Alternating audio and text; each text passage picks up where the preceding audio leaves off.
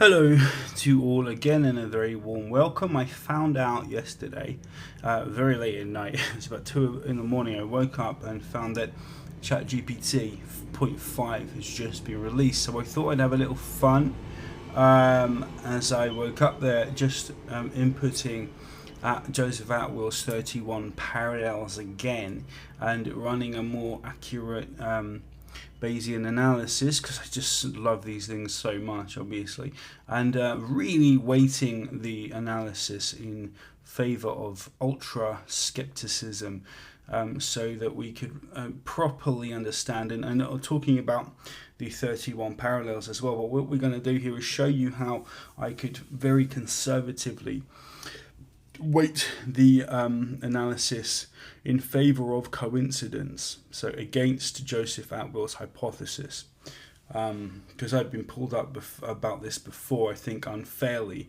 and Joseph's work is still quite fringe, but I think you'll find that it just gets extremely difficult with the cold, hard, dispassionate worldview of ChatGPT. If it has the data properly inputted, that these results here and that the analysis is anything but very compelling for Joseph Atwill's conclusion here in his thesis. So I'm just going to read this to you quickly. I know we've been through this before, but this represents a different analysis now, more conservatively weighted. And I know some of the numbers that I put out in previous videos were being 99.99999 percent and so on. Well, with the relative the number of parallels, I can understand it, and the depth and the detail of the parallels, I understand why sometimes it'll put out those numbers,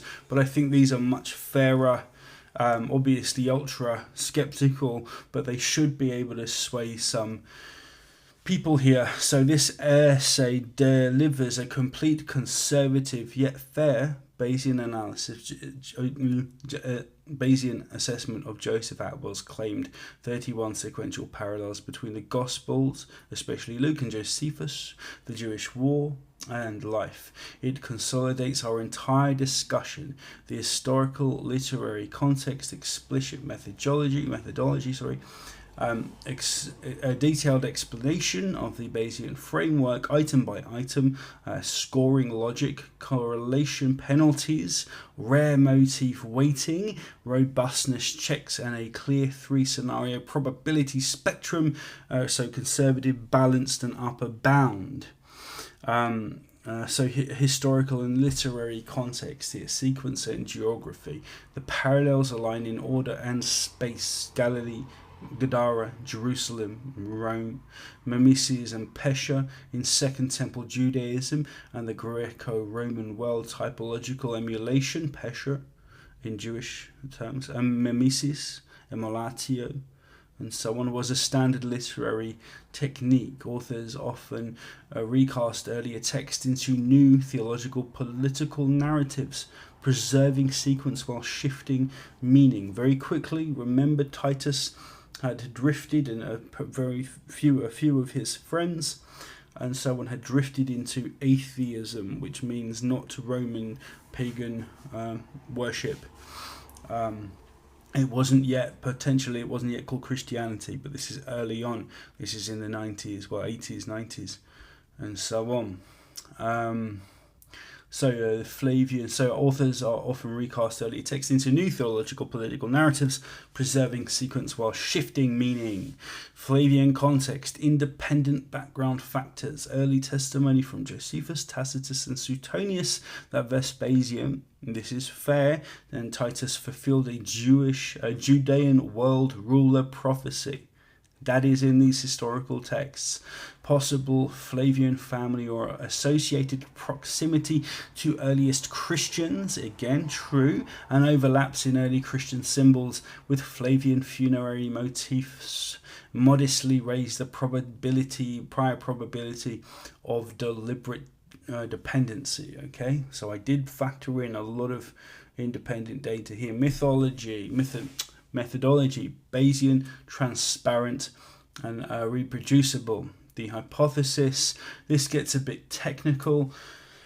Identify each of the 31 parables, noting the gospel references, Josephus' passage, geographical location, chronological position, the sign here PEH1, likelihood of seeing the parallel if dependence exists. This is generally high, 07 to 0.95 for rare specific motifs and lower for generic events. The sign likelihood of seeing parallels by coincidence or common tradition. This is high, 04 to 08 for generic siege events, lower for rare motifs, so 0.05 or 202. And then for calculate for each parallel, apply per penalties. This is important. Per item penalties here for motifs plausibly derived from the Old Testament, which we know the Jews were doing, or common siege realities. So what we would expect to see in sieges across the world at the time. Apply an overall correlation haircut. So we're going back now. We're trying not to be fair, if you like, and being conservative to the product of LRs to account for the fact that siege-related parallels are not fully independent. Start with a conservative prior, 0 conservative here prior, 0.18, increased slightly for historical factors, use Bayesian theorem, prior and posterior odds equals prior odds times product of adjusted LRs. I'm sorry, what is LRs? I might put that in the show notes, I'm sorry about that. Representative parallels, fishing for men, fishers of men. Both narratives introduce leadership, recruitment, using fishing imagery. Demons of Gadara again, legion into swine, defeat of Gadara rebels driven into the water. Okay, both off a cliff and into the water. Both involve a legion and a massive plunge to death. The stones cry out.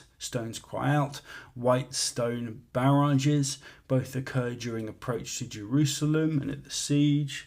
So siege towers are throwing rocks and so on into Jerusalem. 3 crucified, 1 survives. Joseph Arimathea again, I didn't put that, I don't know if that's actually included in here, but Joseph bar Matthias, Joseph Arimathea, a pun on Arimathea, a place that didn't exist. A uniquely rare pattern appearing in both. The sun cometh in the clouds, Titus fulfilling messianic prophecy, and he comes in the clouds, and his soldiers can be seen amongst the clouds, supported by ancient sources noting this identification. So conservative scoring choices here. High for anything plausibly generic or Old Testament derived, giving coincidence a wide lane. Heavy correlation haircut in the conservative scenario. So I really am being conservative here. Exponent 0.18, treating siege stage matches as strongly correlated. Okay. So I don't think that's not including those. Geography and chronology acknowledged, but rare motifs dominate the lift. Robustness check, stress testing to test if results hinge on a few strong parables. We halved the LRs for demons of Gadara and the 3 crucified, 1 survives. Conservative posterior fell only from 85.6%, this is the result, to 80.4% when you're cutting those parallel, the results there in half, proving distribution evidence across many points. Now the 3 scenarios, very soon I'll be finished with this, but I just want to go through this and I'll talk a tiny bit at the end. 3 scenario probability spectrum. So conservative, ultra skeptical, heavy penalties, correlation exponent now is 0.18. This is high posterior probability. Again, the result here is going to be 85% likely that Titus is written into Luke's story line. Balance, and remember we can't find any evidence for Jesus outside of these of the Gospels. And who knows when they're written, honestly. Likely not in the first century. Balanced scholarly caution, moderate penalties here. So this is the balanced one, the middle weight. Penalties, moderate penalties, correlation exponent is 0.35. Rare motifs at full weight. 97% likely.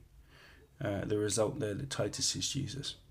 Reflects typical scholarly handling of mimesis and pesha as well. So there's already a precedent for believing that the writers of the Gospels are maybe doing this. This is not in a vacuum.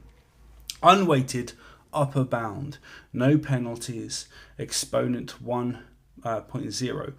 All matches treated as independent, 100%. Okay, best case if chain was intentionally crafted in the sequence. Okay, and I'm not entirely sure again if this is the absolutely straightforwardly correct way of using these, but I'm reasonably sure now we're converging on a number. And here we go, the conclusion: even under ultra skeptical assumptions, deliberate dependence is more probable than coincidence. A balanced scholarly model pushes the likelihood into the high 90s. An unweighted model approaches certainty. The weights come from rare, specific, sequential and geographically consistent motifs aligning with Josephus, supported by ancient testimony linking Titus to messianic prophecy. So I just want to read a tiny bit more for you here. And about the methodological transparency, it goes into the same thing very quickly here. So we get a real good idea of what's going on. Methodological transparency, how the Bayesian analysis was kept fair and data driven. The final conservative estimate of 90% probability that the gospel narratives draw from Josephus's wars, even under the most skeptical assumptions. So the 90 is the balance. Is not the product of bias or overreach. It comes from a process deliberately structured in favour of coincidence wherever reasonable a doubt exists, while still adhering to Bayesian framework used by historians to weigh competing explanations. Input data integrity. The 31 parallels from Joseph Atwell's thesis were individually verified, okay, against the primary texts of the Gospels and Josephus's War of the Jews. Now, it was very good at doing this. ChatGPT 5 is going through, and I saw it doing this, checking the primary texts to make sure that the parallels exist. And Joseph Atwell did this years ago, but we did it again. Each event, location and sequence was cross-checked to ensure accuracy. Cases where Atwell's framing seemed overstated were penalised in the scoring. Numerical inputs for PE hyphen H1 and PE, so hypothesis 1 and 2. So hypothesis dependency, intertextuality, and hypothesis 2, it's all coincidence, were assigned based on how rare or common the type of parallel would be under each hypothesis. 2 transparent priors. We began with deliberately low priors for dependence. 0.18 in the conservative model to give the independence hypothesis maximum advantage. Priors were adjusted upwards only when additional independent evidence justified it. The Flavian family connections to early Christianity, the presence of Christian symbols in Flavian contexts here, and the absence of any secure first century attestation for the gospel Jesus. That's an important one. If there had been, it would be a little less likely that Titus might be referenced here in Luke and others Gospels. Highly specific and rare parallels, such as demons into swine, followed by a cliff, by jumping off a cliff, being thrown from a cliff, or stones cry out, paired with sun cometh at siege entry, received higher likelihood ratios because they are improbable to appear in both sources by chance. By contrast, generic or widely available motifs such as storms or famine were heavily downweighted, often halved or quartered, right? Penalizing the strongest cases, really quite heavily working here against interdependency. Even the strongest matches, if there were any doubt about the uniqueness of sequence integrity, were halved. The eventual weight to this included two of that war's most striking parallels. Such penalties ensured that even the most compelling items did not dominate the outcome without justification. Okay, multiple scenario tests. 3 scenarios were run: conservative, maximum skepticism, lowest priors, heaviest penalties; 2, the balanced, moderate priors, and a fair weighting, what we really should, I suppose, go for if we're being completely honest.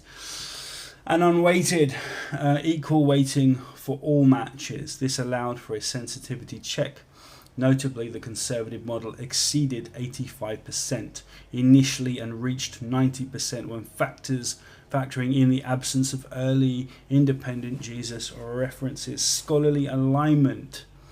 The Baysian method mirrors how professional historians implicitly evaluate evidence, comparing the probability of the observed data under competing hypotheses. This approach is transparent. Anyone can substitute their own priors or likelihoods and see the resulting posterior probability. Conclusion then: the 90% conservative result is not the product of hidden bias. It arises from a process that granted coincidence every reasonable benefit of the doubt, penalized even the strongest parallels, used deliberately low starting priors, integrated independent historical contexts only when justified. Had the analysis used the moderate weighting common in historical Bayesian work, the probability would rise into the 97 to 98% range. The fact that even the most skeptical path leads to a strong dependence conclusion is what makes this result so significant.